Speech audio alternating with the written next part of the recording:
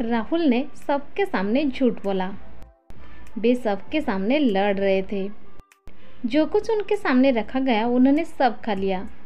So guys, इस प्रकार के सेंटेंसेस को हम इंग्लिश में कैसे कहेंगे, इसके लिए कौन से स्ट्रक्चर की यूज़ करेंगे, आज के इस वीडियो में हम सीखने वाले हैं।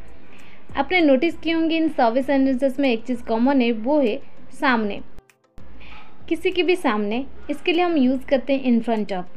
चलिए इसका कॉम्प्लीट स्ट्रक्चर देख लेते हैं। पहले आपको लिखना पड़ेगा सब्जेक्ट, इसके बाद हैप्पी वर्ब, हैप्पी वर्ब के बाद अगर मेन वर्ब आएगा वो भी टेंस के हिसाब से लिख देंगे। इसके बाद हमको यूज़ कर देनी है इन front of. In front of के बाद नाउन या फिर प्रोनाउन जो भी आएगा उसे लिख दिया जाएगा। या फिर आप इस प्रकार भी बोल सकते हैं कंप्लीट सेंटेंस, इसके बाद इन फ्रंट ऑफ के बाद नाउन या फिर प्रोनाउन। चलिए कुछ एग्जाम्पल के मदद से इसे और भी बेहतर समझने की कोशिश करते हैं। राहुल ने सबके सामने झूठ बोला। Rahul lied in front of everyone. Rahul lied in front of everyone.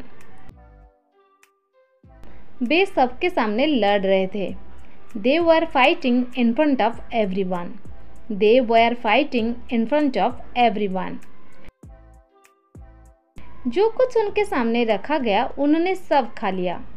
They ate everything that was put in front of them.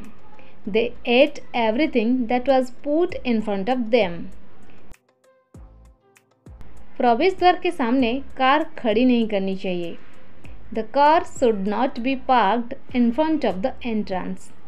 The car should not be parked in front of the entrance. आप उसके सामने एक शब्द भी नहीं बोल पाओगे। You won't be able to say even a word in front of him. You won't be able to say even a word in front of him.